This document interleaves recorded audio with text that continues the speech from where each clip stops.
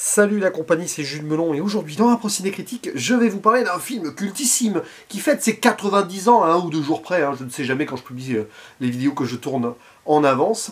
Sorti donc en 1934, New York-Miami, ou en version originale It Happened One Night, réalisé par Monsieur Frank Capra, peut-être d'ailleurs le métrage qui va lui faire connaître le début d'une grande success story qui se poursuivra par la suite avec l'extravagant Mr. Deeds, dont j'ai déjà parlé sur la chaîne, et d'autres que je ne vais pas citer ici, La vie est belle, que je n'ai jamais évoqué, pourtant je l'ai déjà vu plusieurs fois. Bref, Capra ici va connaître une gloire absolue, puisque ce métrage va remporter la bagatelle de 5 Oscars principaux, meilleur acteur, meilleure actrice, meilleur scénario, meilleur film et meilleure réalisation. C'est du jamais vu à l'époque, et il faudra attendre 40 ans pour que ce soit vu à nouveau. Je ne sais pas si c'est pas Vol au-dessus d'un nid de coucou d'ailleurs qu'il a eu après ce grand chelem.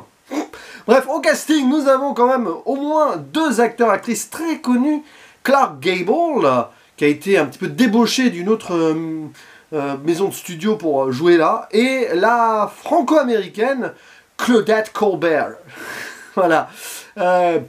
Qui est plus américaine que française, parce qu'elle a vécu en France que 2-3 ans quand elle était toute petite. Un duo exceptionnel ici, évidemment, on va y revenir. Et alors on a dans un très second rôle, il n'était pas crédité à l'époque, Ward Bond, que vous pouvez voir dans beaucoup de métrages John Ford, et qui joue, ça me fait rire, un chauffeur de car, et il y a une scène assez drôle avec lui, où il répète toujours « Oh yeah !» Voilà. Et donc vous l'avez compris, puisque c'est drôle, il s'agit d'une comédie romantique, et également un petit peu screwball, mais vite fait, peut-être pas aussi déluré qu'un Impossible Monsieur Bébé, par exemple, dont j'ai parlé il y a quelques semaines. Et surtout, ce New York-Miami, qui est adapté d'ailleurs d'une nouvelle, Night Boss, film d'autocar, donc sur le papier, mais bon, ça va au-delà, va être connu, avec le temps, au-delà de ses Oscars, comme le précurseur de 3 styles, ni plus, ni moins. Vous imaginez à quel point il a marqué l'histoire. Première comédie romantique de ce genre-là, qui va être une sorte de motif pour peut-être des années et des années par la suite. Peut-être la première screwball, donc comédie, même si bon, ça pose les bases, c'est pas totalement déluré, mais il y a des moments un peu. Et aussi considéré par certaines personnes, mais vous savez c'est vague tout cela, comme le premier vrai road movie américain, puisque le titre français le montre. On va faire un va-et-vient entre plutôt Miami et New York, mais New York-Miami aussi, dans l'autre sens. Et en gros, le métrage raconte l'histoire d'une jeune fille qui est très gâtée, voilà, fille de millionnaire et tout, qui va vouloir s'émanciper et épouser l'homme qu'elle veut épouser, quitte du coup à fâcher son papa. D'ailleurs, elle quitte le bateau au début en plongeant dans l'eau, comme ça. Scène assez culte aussi, parce que je l'avais déjà vu avant de découvrir ce film, que j'ai découvert sur le tard. Et elle va rejoindre ce monsieur, mais en fait, au passage, donc en faisant du stop, etc., ou prenant l'autocar, elle va rencontrer un autre homme, qui est un journaliste un petit peu paumé, et les deux vont jouer au « je t'aime moi non plus », grosso modo, pendant les 3 quarts du film. Une histoire va démarrer, même si y a de la méfiance, de l'agacement aussi, des confidences, et le journaliste va peut-être se servir aussi de l'histoire de cette fille assez connue par son statut de fille de milliardaire, millionnaire, je ne sais plus, peut-être pour relancer sa carrière aussi, qui bat de l'aile. Et ouais, d'aventure en aventure, sur la route, il va se passer beaucoup de choses, avec des scènes où ils sont ensemble les deux, mais aussi séparés en même temps. Enfin, il y a beaucoup de jeux d'ailleurs de séparation et d'union, y compris sur les mêmes plans des fois, avec ce rideau, notamment dans la chambre du motel, là, c'est assez connu cela. Et bon, c'est le genre de film que je découvre sur le tard, en ayant vu des dizaines et des dizaines de métrages dans ces mêmes poncifs, si on veut, puisque c'est précurseur de pas mal de trucs. Donc forcément, voilà. Cependant, j'ai trouvé ça bien. Je n'ai pas ultra adhéré, accroché comme beaucoup de gens. Je vois pas mal de mes éclaireurs sans sens critique qui ont mis du 9 ou du 10 sur 10. Non, moi j'en suis loin. J'ai mis un bon 7 quand même, parce que tu sens, pour l'époque, que c'est assez avant-gardiste sur certains trucs. Là aussi, faut replacer dans une sorte de contexte de production, c'est assez fou. On voit que ça a marqué l'Académie, évidemment, parce que c'était un vrai vent de fraîcheur à l'époque.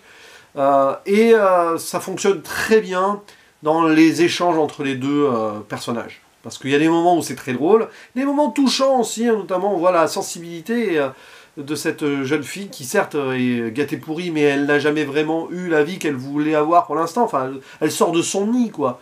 Et lui, qui a pas trop d'espoir, c'est intéressant, il y a des discours sur une réflexion existentielle, il n'a jamais vraiment pu se mettre en couple, est-ce que finalement il est condamné à être seul à jamais, et leurs destins peuvent se croiser au final aux deux, donc il y a quand même quelque chose d'assez marquant à ce niveau-là, mais on va oui, surtout retenir les scènes drôles, hein. J'en ai quelques-unes en tête. Bah, celle de l'autocar au début, ça paraît idiot, mais ça fonctionne. Et Wardbound, bon, qui n'est même pas crédité, mais pourtant on va se rappeler de sa présence là.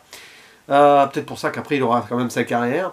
Bon, ces scènes assez osées à l'époque, hein, où on voit Clark Gable se mettre torse nu, et il va enlever vêtement après vêtement. Oh là là, c'est très sulfureux pour 1934 ça quand même.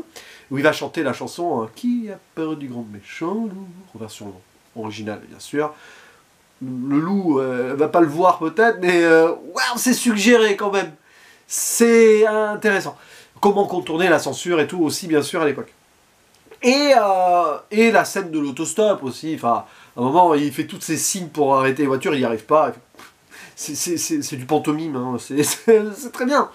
On voit que le cinéma muet était là il y a 7 ans avant, hein. Ça joue aussi pas mal sur les gestes et sur les non-dits. Scène dans cette forêt aussi super bien mise en scène avec une magnifique photographie. Il y a des moments quand même qui ont une certaine poésie. Donc Frank Capra était un réalisateur qui gérait cela. Le côté un peu décalé dans la société, les personnages qui ne sont pas forcément à leur place, ça c'est vraiment une de ses thématiques. Mais aussi une forme de lyrisme contrôlé, hein. Dans les œuvres qu'il nous contait donc à travers son cinéma. C'est pour ça que ça reste un film qui est assez marquant. Je préfère La vie est belle et l'extravagant Mr. Deeds. J'ai pas encore vu Monsieur Smith au Sénat. Je pense que ce sera le prochain que je verrai, lui. Mais il y a vraiment ici le début peut-être de son style, parce que Capra, si je me trompe à préciser en commentaire, hein, mais il me semble qu'avant il a fait pour 90%, voire peut-être une certaine totalité, que des films de commande. Celui-ci d'ailleurs est probablement également un film de commande, mais là on voit qu'il met son style.